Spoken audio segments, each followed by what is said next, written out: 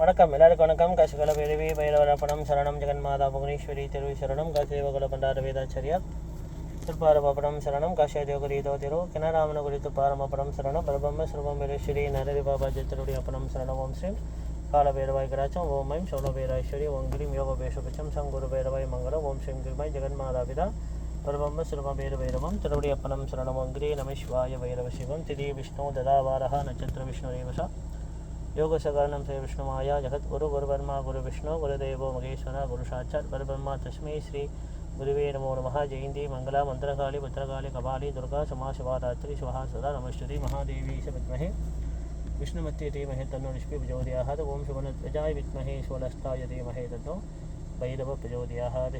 ओम இன்னைக்கு தேதி வந்து ஜெயந்தி மங்களா மந்திரகாளி பத்ரகாளி கபாலி துர்கா சமா சிவராத்திரி சுஹாசுதா நமஸ்துதே. இன்றைக்கி தேதி வந்து 16ஆம் தேதி 6ஆம் மாதம் 2/2/6, அதாவது செவ்வாய்க்கிழமை காலை மணி ஒரு 9:30 மணி போல ஸ்ரீ ஜெகன்மாதா ஸ்ரீ யோகமாய ஸ்ரீ புவனேஸ்வரி தேவி காசிகால பைரவி பைரவரி ஆன்மீக தகவல். இந்த சதஸ் வந்து 148வது சதஸ் வீடியோ.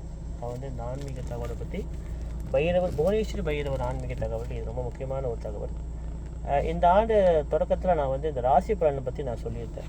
நம்ம பேர்த்துக்கு வந்து இந்த 12 ராசி பலன், அதாவது ஒரு வருஷம் எப்படி இருக்கும்ன்ட்டு, அதாவது பவ வருஷம் வந்து எப்படி இருக்கும்னு சொல்லிட்டு இந்த ஆண்டு முழுவதும், அதாவது இந்த 2026 4ஆம் மாதம் சித்திரை மாதம், தமிழில் சித்திரை மாதம் 14ஆம் தேதியிலேருந்து 2027 அடுத்த வருஷம் இங்கிலீஷ் படி 4ஆம் மாதம் சித்திரை மாதம், அதாவது ஏப்ரல் மாதம் 14ஆம் தேதி வரைக்கும் ஒரு வருஷம் ஆண்டு பலன், அதாவது பவ வருஷத்துடைய ஆண்டு பண்ணை பற்றி நான் விளக்கியிருந்தேன்.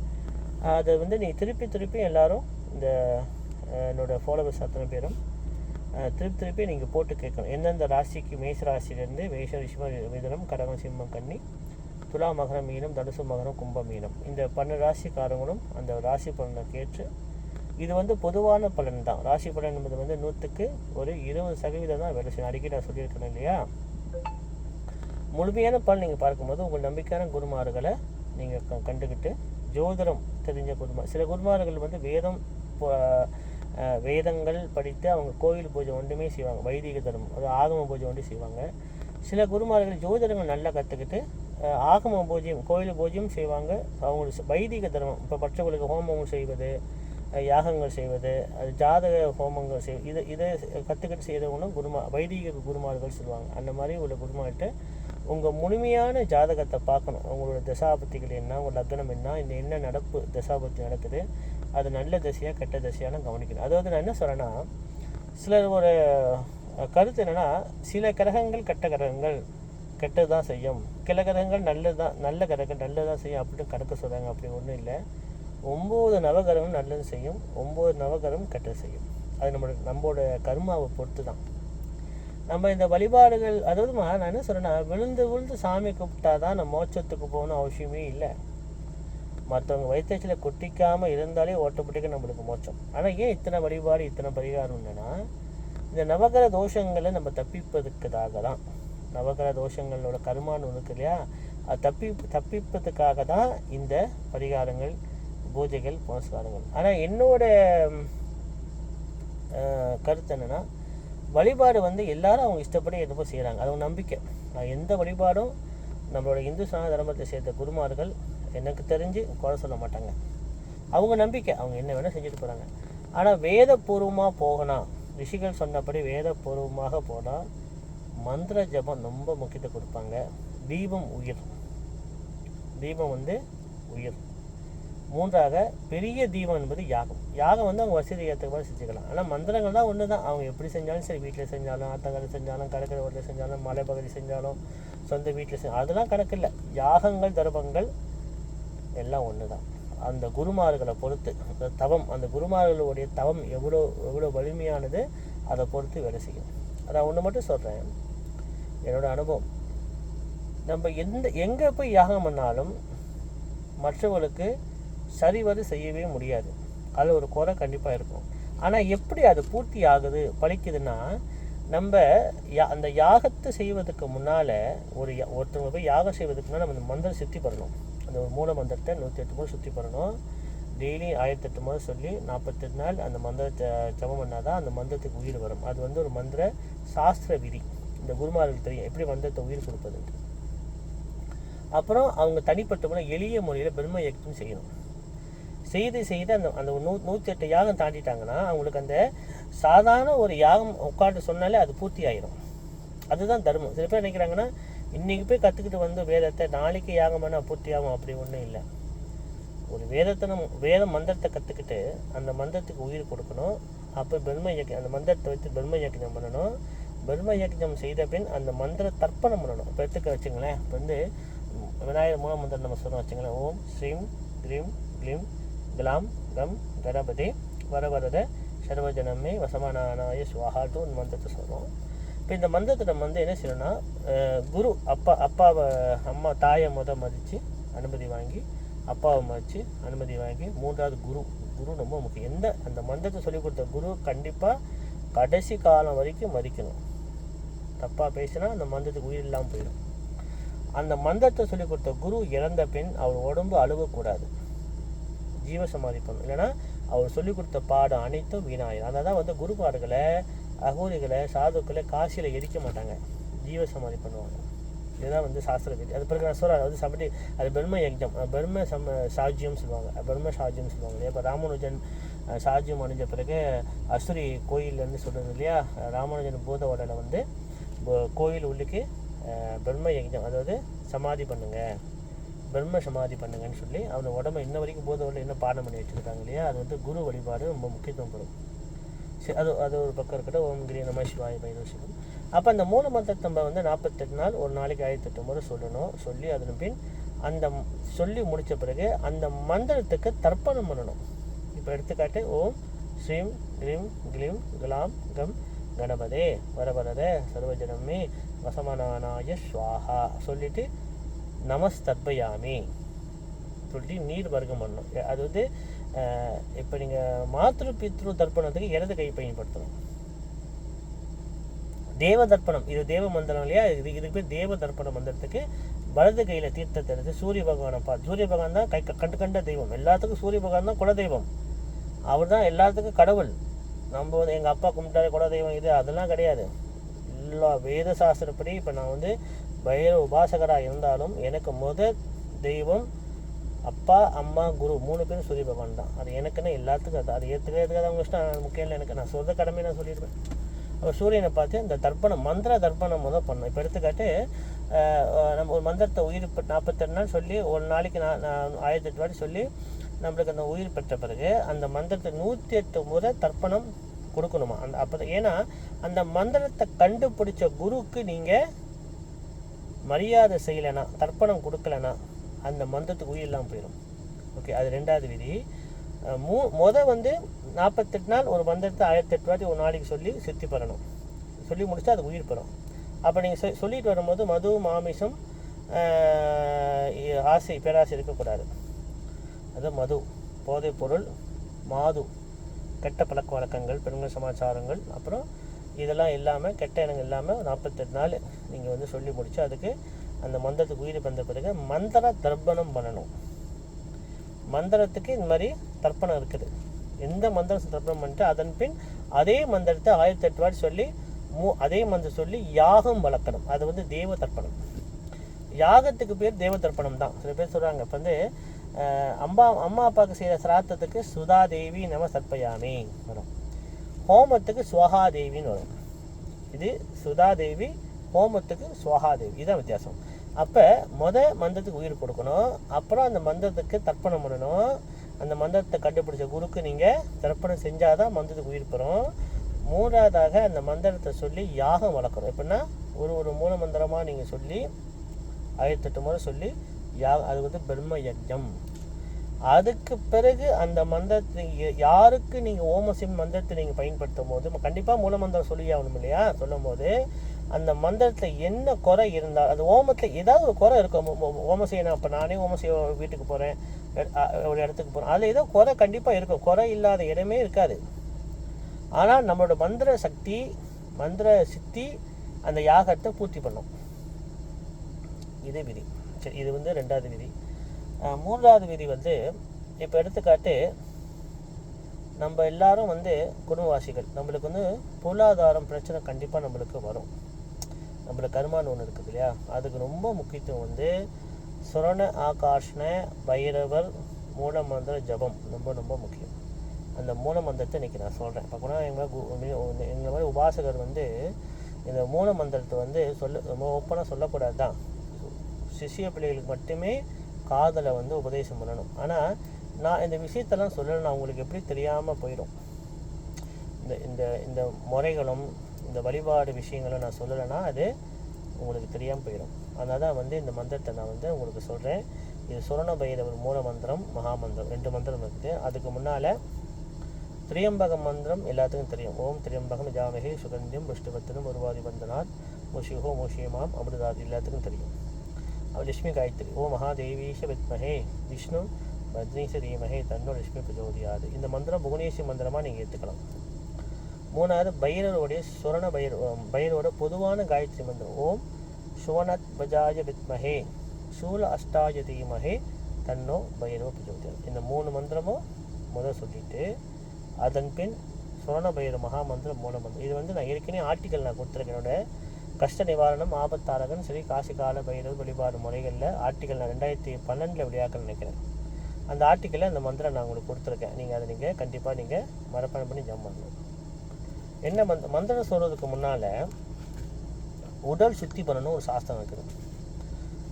மாந்திரிக சாஸ்திரத்தில் வந்து உடல் கட்டு ஒரு மந்திரம் இருக்கும். அது நீங்கள் குருமாட்டை நீங்கள் கற்றுக்கலாம், தப்பு இல்லை.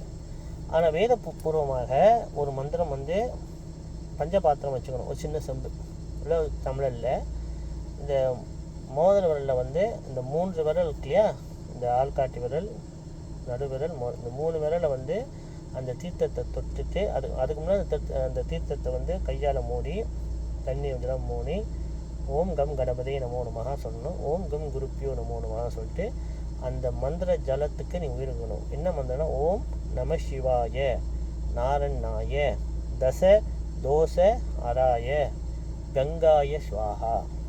இது வந்து அந்த அந்த அந்த மூல மந்திரம் சொல்லி அந்த ஜலத்துக்கு நீங்கள் உயிர் கொடுக்கணும். ஓம் நம சிவாய நாரண்ணாய தச தோச ஹராய கங்காய ஸ்வாஹா சொல்லி இந்த 3 விரலில் அது இந்த மந்திரத்தை ஒரு 108 முறையோ இல்லை 21 முறையோ ஒரு 9 முறை சொல்லி அந்த தண்ணியை தொட்டு உச்சந்தலில் நீங்கள் வைக்கணும். ஓம் அஸ்திராய பட் ஸ்வாஹா, ஓம் அஸ்திராய பட் ஸ்வாஹாட்டு ஒரு 4 முறை நீங்கள் அந்த ஜலத்தை உயிர் கொடுத்து திருப்பி சொல்ல ஓம் கம் கணபதியை சொல்லணும். ஓம் கம் குருப்பியோ நம்ம சொல்லிட்டு அதன் போய் நம்ம குலதெய்வத்துக்கு மட்டும் நினச்சிக்கலாம். உங்களுக்கும் தெய்வம் இஷ்ட தெய்வம் இருக்கு இல்லையா, நினச்சிட்டு ஓம் நம சிவாய நாரண்ணாய தச தோச கையை மூடி அந்த ஜலத்தை மூடி தண்ணியை மூடி ஓம் நம சிவாய நாரண்ணாய தச தோச ஆராய கங்காய சுவாஹா சொல்லிட்டு இந்த 3 விரலை அந்த ஜலத்தை தொட்டு உச்சந்தல் வைக்கணும். ஓம் அஸ்திராய பட் சுவாஹான்னு ஒரு 5 முறையோ இல்லை 9 முறையோ இல்லை 21 முறையோ நீங்கள் சொல்லணும். சொன்ன பிறகு உங்கள் உடல் சுத்தி ஆகிடும். ஏன்னா நம்ம என்ன தான் சுத்த சைவமாக இருந்தாலும் நம்மளுக்கு அறியாமல் சில பாவங்கள் நம்ம செஞ்சுருப்போம். நம்மளுக்கு அறியாமல் சில அணுக்களை நாங்கள் கொண்டிருப்போம். நம்மளுக்கு அறியாமல் கால்பட்டு சில எறும்புகளை இறந்துருக்கலாம். அதெல்லாம் வந்து நம்மளுக்கு தோஷம் இருக்கக்கூடாது சொல்லி தான் உடல் சுத்தி இதுக்கு பேர் ஓம் அஸ்திராய பட் சுவாகான்ட்டு வச்சுட்டு அதன் பின் இந்த மந்திரம் இல்லை எந்த மந்திரம் நீங்கள் சொல்லலாம். இப்போ எடுத்துக்காட்டு நான் வந்து மூல மந்திரம் தான் சொல்கிறேன். அதாவது சுரண பைரவோட மூல மந்திரம் என்ன மந்திரம்னா ஓம் ஐம் க்ரீம் ஸ்ரீம். பார்த்தோம் ஓம் ஐம் க்ரீம் ஸ்ரீம் ஐம் ஸ்ரீம் ஆபுதூதாரணாய கிராம் க்ரீம் அரும் அஜமால பந்தனாய லோகேஸ்வராய சுரணகிருஷ்ண பைரவாய மம தரித்ரிய வித்வேஷனாய மகா பைரவாய நமஹா ஓம் ஸ்ரீம் க்ரீம் ஐம். இது வந்து மூல மந்திரம். அடுத்தது மகா மந்திரம் ஓம் ஸ்ரீம் க்ரீம் க்ரீம் சுரண பைரவாய பட் ஸ்வாஹா நமோ பகவதே சுரணகிருஷ்ண பைரவாய தனதானி விருத்தி கிராய சீக்கிரஸ்வர்ணம் தேகி தேகி வசியம் குரு ஸ்வாஹா. இது சுரணகிருஷ்ணனுடைய மகாமந்திரம். இந்த 2 மந்திரமும் நீங்கள் வந்து கண்டிப்பாக நீங்கள் 5 மந்திரம் முதல் திரியம்பகம் லட்சுமி பைரவர் அப்புறம் சுரணகிருஷ்ண மகாமந்திரம் அப்புறம் சுவர்ணபஷ்ணோட சுவர்ணபைரவர் மூல மந்திரம் மகாமந்திரம். இந்த மூல மந்திரம் சொன்ன பார்த்தீங்கன்னா ஓம் ஸ்ரீம் க்ரீம் ஓம் ஐம் க்ரீம் ஸ்ரீம் ஐம் ஸ்ரீம் ஆபது தாரணாய கிராம் க்ரீம் ஹரும் அஜமால பந்தனாய லோகேஸ்வராய சுரணகிருஷ்ண பைரவாய மம தரித்திரிய வருது பார்த்தீங்களா, இது வந்து மமன்னு சொல்லணும். சில பேர் மாமான்னு சொல்லிடாதீங்க, எழுத்து பிழைகள் இருக்கக்கூடாது, உச்சாரணம் சொல்கிறது. மம தரித்திரிய, நம்ம தரித்திரிய வித்வேசனம் வேற்றுறது. மம தரித்திரிய வித்வேசனாய, மம தரித்திரிய வித்வேசனாய மகாபைரவாய நமஹ. ஓம் ஸ்ரீம் கிரீம் ஐம். அப்புறம் சொன்ன பேரும் மகாமந்திரம். ஓம் ஸ்ரீம் கிரீம் கிளீம் சுவர்ண பைரவாய உம்பட் ஸ்வாஹா. நமோ பகவதே சுவர்ணகிருஷ்ண பைரவாய தனதானிய விருத்திகராய ஸ்ரீகர்ஷ்வரணம் தேகி தேகி வஷ்யம் குரு குரு ஸ்வாஹா. இது ரொம்ப முக்கியமான மந்திரம். இது ஏன் சொல்றேன்னா, சன்னியாசிகள், தவசிகள், யோகிகள் அவங்க எப்படி வேணால் வாழலாம். ஆனால் குடும்பாசிகளுக்கு பொருளாதாரம் கண்டிப்பாக நம்மளுக்கு வேணும். பொருளாதாரம் இல்லைன்னா வாழ்க்கையில் வந்து நம்ம சிரமப்பட வேண்டிய சூழ்நிலை வரும். அதனால் நான் என்ன சொல்கிறேன்னா, இந்த மகா மந்திரத்தையும் இந்த மூல மந்திரத்தை மகா மந்திரத்தையும் கண்டிப்பாக டெய்லி சொல்ல பாருங்கள். ரெண்டாவது, நான் அடிக்கடி சொல்லுவேன், இந்த பெண்களுக்கு இந்த ஆண்டு ரொம்ப பூலோக ஜாதகம் ரொம்ப யோகம் வருது. இனிமேல் வந்து குரு பகவான் வந்து கடகத்துக்கு வந்திருக்கார் பூலோக ஜாதகப்படி. அதனால் கண்டிப்பாக எல்லாரும் இந்த சுவர்ண பைரவ மகாமந்திரமும் மூலமந்திர மகாமந்திரமும் கண்டிப்பாக எல்லாரும் நீங்கள் ஜபம் பண்ணுங்கள். உங்களுக்கு நல்ல பலன் கண்டிப்பாக கிடைக்கும். ஆனால் இந்த மந்திரம் இல்லை, எந்த மந்திரம் சொன்னாலும் நான் சொன்னேன்ல, ஓம் ஜலத்தை பஞ்சபாத்திரம் இல்லை சின்ன செம்பு இல்லைன்னா வைத்து இந்த ஜலத்தை வந்து ஓம் கம் கணபதியே நமோ நமஹ, ஓம் கும் குருப்பியோ நமோ நமஹ. உங்கள் குரு நீங்கள் நினச்சிங்க, என்ன குருவாத்துக்கு என்ன நினச்சிங்க அப்படின்னா, உங்கள் நம்பிக்கையான குருக்கள் யாராக இருந்தால் நினச்சிங்க. நினச்சிட்டு ஆனால் அந்த கையை அந்த ஜலத்தை மூடி நம சிவாய நாரண்ணாய தச தோச ஹராய கங்காய சுவாகான்னு சொல்லி 10 முறை சொல்லி அந்த ஜலத்தை தொட்டு இந்த 3 விரலில் தொட்டு உச்சந்தில் வைக்கும் போது ஓம் அஸ்ராயப்பட் சுவாகா சொல்லணும். இது 3 முறையோ இல்லை 5 முறையோ இல்லை 10 முறையோ சொல்லிவிட்டு அதன் பின் இந்த மந்திரத்தை நீங்கள் சொல்லணும். அப்போ இதெல்லாம் வந்து நான் சொல்லணுமா கேட்குறவங்களாம் இருக்காங்க. நான் தான் நல்லா இருக்கனே. சில பேர் என்கிட்ட ஒரு முறை நான் இன்றைக்கி 10 வருஷம் முன்னிக்கிறேன், நான் ஒருத்தர் சும்மா பேசி கேட்டேன், ஜாதகம் பார்த்துட்டிங்களா? நான் நல்லா இருக்கேன், நான் எதுக்கே ஜாதகம் பார்க்கணும்? நான் சொன்னேன், கஷ்டப்பட்டு தான் ஜாதகம் பார்க்கணுமா? பொதுவாக வருஷத்துக்கு வந்து பார்ப்பது இல்லையா? நம்மளுக்கு ருஷிகள் நம்ம சொல்லிக் கொடுத்த பொக்குஷம் இல்லையா? இல்லையா, எனக்கு ஜாதகம் பார்க்க நம்பிக்கை இல்லையா? நான் நல்லா இருக்கேன் என்னது? ஏன்னா அவருக்கு நல்ல தசை ஓடிட்டு இருந்துச்சு, நல்லா இருந்தார். அவர் 7 ஆரம்பிச்சிச்சு. அப்புறம் என் நம்பர் யார்ட்டுக்கு அடிச்சு கேட்டு எனக்கு கால் பண்ணி, இந்த மாதிரி நான் ஜாதகம் பார்க்கணும், நான் யாருன்னு தெரில, நீங்கள் வாங்கியான்னு வந்தார் வீட்டுக்கு.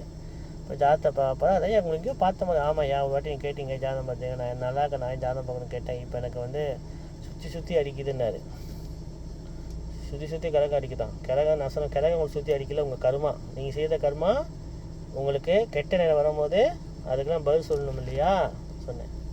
அப்போ அதுக்கு தகுந்த அந்த பயிர வழிபாடு சொல்லி கொடுத்து, அப்புறம் வீட்டில் புவனேஸ்வர் பயிரப்பாடை வச்சு விளக்கேற்றி ஆலயத்தில் போய் 42 நாள் பூசணிக்காய் விளக்கும் தேங்காய் விளக்கும் ஏற்றி அதன் பின் சில மாற்றங்கள் வந்த பிறகு அதுக்கு பிறகு ஓமங்கள் இப்போ வருஷம் செய்கிறார். ஓமம் வீட்டில் தான் செய்வார். வீட்டில் வந்து தெண்டு போட்டு முன்னுக்கு அவர் தேரை செய்வார். தெண்டு போட்டு வீட்டுக்கு வெளியே தான் அந்த அகடி முன்னாடிக்கு கும்மாடிக்கு நல்லா செய்வார் ஹோமம். சரி, வருஷத்துக்கு ஒரு மாதிரி செஞ்சிடுவார். அது புகை வந்தாலும் பக்கத்தில் சொல்லிடுவார், இந்த மாதிரி நான் ஹோமம் செய்ய போகிறேன், சாமி கொண்டு போகிற கொஞ்சம் புகை வரும், மழை காய்ச்சினவங்களே ஆமாம் சரி இப்போ வருஷத்துக்கு ஒன்று செய்யுங்கன்னு சொல்லிடுவாங்க. அது ஒன்றும் கச்சோல் இல்லாமல் இருக்காங்க ரொம்ப பேர். அப்போ இந்த மாதிரி ஒரு வருஷம் செய்வார். ஆனால் வழிபாடு விட மாட்டார். பைரவ வழிபாடு செவ்வாய்க்கிழமை சனிக்கிழமை கண்டிப்பாக கோயிலுக்கு போவார். தேய்பிர அஷ்டமிக்கு அமாவாசைக்கு 5 விளக்கு பஞ்ச விளக்கு போடுவார். அப்படி விளக்கு போட மட்டும் கூட போய் சுற்றிட்டாது 108 முறை சுற்றிட்டாது வருவார். அப்போ அந்த மாதிரி குடும்பாசிகளில் என்ன கேட்டுக்கணும்னா, இந்த ஆண்டு சில ராசிகள் பலன் சொல்லும் போது எந்த ராசிகள் கவனமாக இருக்குன்னு சொன்ன பார்த்தீங்களா, அவங்கன்னு இல்லை, பொதுவாகவே இந்த சுவர்ண பைரவர் மூல மந்திரம் மகாமந்திரம் ரொம்ப விசேஷமான பலன் உண்டு. அதை சரிவர நீங்கள் சொல்லணும்னு சொல்லி தான் நான் வந்து வாட்ஸ்அப்பில் இந்த புராணத்தில் நான் வந்து உங்களுக்கு எடுத்து சொல்கிறேன். புராணத்தில் உங்களுக்கு எடுத்து சொல்கிறேன். ஏன்னா எல்லாரும் வந்து மந்திரம் சொல்ல பயப்படுறாங்க. ஏன்னா மந்திரன் வந்து உங்களுக்கு ரிஷிகள் சொல்லிக் கொடுத்த ஒரு பொக்குஷன். இந்த பொக்குஷனை வந்து தயவுசெய்து நழுவிட்டாருங்க. எனக்கு வேலை கஷ்டமாக இருக்குது, வீட்டில் பிரச்சனையாக இருக்குது, எனக்கு சொல்ல முடியல, டைம் இல்லை, அப்படிலாம் எதுவுமே சாக்கு போக்கு சொல்லாதீங்க. ஒரு அரை மணி நேரம் ஒதுக்குங்க இறைவனுக்கு. உங்களுக்காக நீங்கள் ஒதுங்க. எங்களுக்கு நீங்கள் சொல்லி மந்திரம் சொல்லி நான் பலன் பார்க்குறதில்ல. இப்போ நீங்கள் மந்திரம் சொன்னால் எனக்கு ஒன்றும் கிடைக்க போகிறதில்ல. நீங்கள் மந்திரங்கள் கற்றுக்கிட்டு முறையை செய்யும்போது உங்களுக்கு நல்லது, உங்கள் குழந்தைங்களுக்கு நல்லது, உங்கள் குடும்பத்துக்கு நல்லது. அவ்வளோதான், வேறு ஒன்றும் இல்லை. அதனால் இந்த ஆண்டு வந்து பரபவ ஆண்டு இந்த 6ஆம் மாதம் முடிய போகுது. 6ஆம் மாதம் முடிஞ்ச பிறகு தான் இந்த 12 ராசிக்கும் ரொம்ப நல்லது நடக்கும். குரு வேறு வந்துட்டார், கடவுள் வீட்டில் வந்து உட்காந்துருக்கார், அருமையான ஒரு வீட்டில் வந்து உட்காந்துருக்கார். திருப்பி சொல்கிறேன், ஆண்டவன் யாரையும் சோதிக்க மாட்டார். நம்ம கஷ்டப்படுறோன்னா அது நம்மளோட கர்மா தான். நான் வந்து ஆண்டவன் வந்து என்னை தோசிட்டார், நான் ரொம்ப இது பண்ணுறேன், நான் விழுந்து சாமி கும்பிட்றேன், நான் ஏன் கஷ்டப்படுறேன்? எனக்கு தெரியுமா? நான் அந்த பைரவர் வழிபாடு நான் தான் முதல் ஆரம்பித்தேன். ரவிக்குருக்கு எல்லாத்துக்கும் தெரியும், மணிஷாவில் எல்லாத்துக்கும் தெரியும். இது தொழில் வந்து இந்த வைதிக தர்ம குருமார்கள் வர தொழில் வந்து பரம்பரை தொழில். இந்த பண்டார குருமார், வீரசைவ பண்டார குருமார்னாங்க. நான் ஏன் கஷ்டப்படுறேன் சொல்லுங்கள்? கடன் இல்லாமல் வாழ்கிறேன், அதே நான் பெரிய பணக்காரன். நான் பெரிய பணக்காரன் கிடையாது நான், ஆனால் கடன் இல்லாமல் வாழ்கிறேன். என்னோடய செலவுக்கு அம்பாலும் பைரவம் எனக்கு சரியாக கொடுக்குறாங்க, கரெக்டான நேரத்துக்கு கரெக்டாக கொடுக்குறாங்க. நான் வந்து யார் கை நீட்டி இன்ன வரைக்கும் என்னோடய உபாசனை மார்க்கம் யார்ட்டையும் கை நீட்டி காசு வாங்கினது. ஆனால் எனக்கு என்ன ஒரு பெரிய ஒரு சந்தோஷம்னா, எனக்கு சில கஷ்டங்கள் வரும்போது என்னோடய சிஷியர்கள் எனக்கு எப்படி தான் குரு தட்சணை போட்டுடுறாங்க. அது அம்பாலோட சித்தம். அவங்களும் நல்லா இருக்காங்க. அவங்க சொல்கிறாங்க, ஐயா நீங்கள் சொல்லி கொடுத்தீங்க, நான் நல்லா இருக்கேன், நீங்கள் யாகம் பண்ணி நல்லா இருக்கேன், மேற்கொண்டு நீங்கள் வச்சு நல்லா இருக்கணும், வருங்காலத்தில் என் பிள்ளைங்களுக்கு நீங்கள் ஹோமம் செய்யணும், இதை சொல்லிக் கொடுங்கன்ட்டு அந்த மாதிரி ரொம்ப நல்லவங்களாம் இருக்காங்க. சில நன்றி கட்டவங்களும் இருக்காங்க, நல்ல சிஷியர்களும் இருக்காங்க. இந்த மாதிரிலாம் கோஷப்படும். ஆனால் இதில் அம்பாள் சித்தம், பைரவர் சித்தம். அதனால் இந்த ஆண்டு ரொம்ப நல்ல ஆண்டு. அடுத்து எனக்கு சின்ன ஒரு வருத்தம் என்னென்னா, பயம் என்னென்னா, 2030 2031 ஒரு வருஷம் கொஞ்சம் ஆபத்து இருக்குது. அதாவது நாட்டில் என்ன பிரச்சனை வந்தாலும் நம்மளுக்கு நல்ல அரசாங்கம் இருக்குது, போலீஸ் இருக்குது, இராணுவம் இருக்குது, பிடிஆர்எம் இருக்குது, அதெல்லாம் பார்த்துக்குவாங்க. அது எந்த பிரச்சனை இருந்தாலும் சரி. ஆனால் இயற்கை சம்மந்தமான பிரச்சனை நம்ம வரக்கூடாது. இப்போ சுனாமி, இப்போ வந்து இப்போ நோய்கள் வச்சுல வைரஸ் நோய்கள், இந்த மாதிரிலாம் வரக்கூடாது. அது வந்தால் தான் நம்ம மனிதர்கள் ரொம்ப கஷ்டப்படுறாங்க. அதுக்கு பரிகாரம் வந்து இறை வழிபாடு தான். எந்த மதத்துக்காரங்க இருந்தாலும் சரி, அவங்க மதத்தை சார்ந்து அவங்க வழிபாடு செய்யட்டும். ஆனால் இந்துக்கள் நம்ம கண்டிப்பாக கால பைரவர் வழிபாடு கண்டிப்பாக கடைசியாக செய்யுங்க. நீங்கள் எந்த வழிபாடும் பைரவர் மட்டுமே நான் கும்பிடணும்னு நான் எப்பயும் சொல்ல மாட்டேன். எல்லா தெய்வத்தையும் நீங்கள் கும்பிடுங்க, எல்லா வழிபாடும் செய்யுங்க. ஆனால் கடைசியாக பைரவ வழிபாடு சேர்த்திங்கன்னா, பைரவர் தான் காலச்சக்கரத்துக்கு அதிபதி. நம்ம நவகிரகங்களுக்கு அதிபதி அவர் தான், காலச்சக்கரத்துக்கு அதிபதி அவர் தான். இப்போ சிவபெருமான ருத்ரமூர்த்தின்னு சொல்கிறாங்க. சிவபெருமானுக்கு உண்மையாக ருத்ரமூர்த்தியோட வடிவம் வந்து காலபைரவர் தான். அதனால தான் இந்த பிரளயங்கள் வரும்போது பூலோகத்தில் ருத்ர மகா யாகம், காலபைரவ யாகம் செய்ய சொல்லுவாங்க. ராஜாக்கள்லாம் அந்த செஞ்சுருக்காங்க, புராணத்தில் உண்டு. 108 நாள் 40 நாள் அப்படி தான் நம்ம செய்ய சொல்ல. மாதத்துக்கு ஒரு முறை தேய்பிரை அஷ்டமிக்கோ இல்லை அமாவாசைக்கோ பைரவருக்கு அந்த கோயிலில் உள்ள நிர்வாகமும் அந்த குருமார்களும் செய்தாங்கன்னா உலகம் நல்லாயிருக்கும், மக்கள் நல்லா இருப்பாங்க, வருங்கால பிள்ளைங்க நம்மளும் நல்லா இருக்க முடியாது. நம்ம இயற்கை நல்லா இருக்கணும்னு நினைக்கணும், நம்ம சொந்தக்கார நல்லா நினைக்கணும், நம்ம கூட்டம் நல்லா இருக்கணும், நம்ம கூட வாழ்கிற மலைக்காரவங்க சீனவங்க எல்லா மாத்திரம் நல்லா நம்ம தான் வேண்டணும். நான் ஒண்டி நல்லா இருக்குன்னு வேண்டக்கூடாது, அது சாமி வழிபாடு. நம்மளை எல்லோரும் நல்லா இருக்கணும். வர வேண்டிய பிரளயங்கள் நம்மளுக்கு வந்தாலும் சின்னதாக போயிடணும். இப்போ நான் சொன்னேன் பார்த்தீங்களா, 2020 2025 சரியில்லைன்னு சொன்னேன். என்னென்ன பிரச்சனை வந்துச்சு, இது முன்னைக்கு 2019 நான் சொல்லிட்டேன். அடுத்த ஜாதகம் பூலோக ஜாதகம், அது பொய் நம்புங்க. நடந்தால் பரிகாரம் வந்து பைரவ கும்பிடுங்க சொல்லுவேன். இப்பயும் போய் நான் சொன்னால் பொய் நம்புங்க. 2030 2031 அந்த ஒரு வருஷம் கொஞ்சம் ஆபத்து இருக்குது. ஆனால் எனக்கு தெரிஞ்ச முன்னை விட இப்போ மலேசியாவில் எல்லா கோயிலையும் பைரவர் வைக்கிறாங்க, எல்லா கோயிலும் பைரவர் யாகம் செய்கிறாங்க. இப்போ குருமார்கள் ரொம்ப பைரவ வழிபாடை பற்றி பேசுகிறாங்க. முன்னே வந்து யூடியூப் டிக்டாக்லாம் வந்து இந்த பைரவ வழிபாடை பற்றி வராது. இப்போ ரொம்ப குருமார்கள் பைரவ வழிபாடை பற்றி பேசுகிறாங்க. ரொம்ப சந்தோஷமாக இருக்குது. முன்னே நான் ஒன்று சொல்லும் போது இவர் பைரவரை ப்ரொமோட் பண்ணுறாரு என்ன நினச்சாங்க, பைரவரை வந்து ஃபேமஸ் ஆக்குறான்னு நினச்சாங்க. அப்படி இல்லை. ஆனால் இப்போ எல்லாரும் குருமார்களும் உணர்ந்துட்டாங்க, எல்லாரும் பைரவ வழிபாட்டை பற்றி பேசுகிறாங்க. ரொம்ப சந்தோஷமாக இருக்குது. அதனால் அடுத்த ஆடியோ நான் வந்து இன்னும் இந்த அஷ்ட பைரவி பைரவர் காயத்ரி மந்திரத்தை பற்றி நான் ஒன்று ஒன்றா சொல்கிறேன். அது ரொம்ப சக்தி வாய்ந்தது. ரெண்டாவது இந்த இந்த பஞ்சாங்க சாஸ்திரத்தை நம்ம விளக்கணும். அது டைம் இல்லாமல் இருக்குது. இப்போ இந்த வருஷம் பிறந்தாலும் ராசி பலனை விளக்குனேன். இப்போ காசிக்கு போயிட்டு வந்தேன். இப்போ அடுத்தது இந்த பஞ்சாங்கத்தை பற்றி நான் தொடவே இல்லை. நான் இனிமேல் அடுத்த ஆடியோவில் இந்த பஞ்சாங்கத்தை பற்றி நான் கொஞ்சம் கொஞ்சம் விளக்கணும். அபிஜித் நட்சத்திரம்னா என்ன, அகத்திய நட்சத்திரம்னா என்ன, விஸ்வாமித்திர நட்சத்திரம்னா என்ன, இதெல்லாம் கொஞ்சம் இருக்குது. ரெண்டாவது எந்தெந்த நட்சத்திரங்கள்லாம் ஒரு கணக்கு, அதெல்லாம் நீங்கள் கற்றுக்கிட்டால் ரொம்ப நல்லது. முடிஞ்ச வரைக்கும் சொல்கிறேன், கற்றுக்கிட்டு உங்கள் இஷ்டம். காசிகால பைரவி பைரவ அப்பரம் சரணம் ஜெகன்மாதா புவனேஸ்வரி திருசுரங்கிரீம் நம சிவாய பைரவ சிவம்.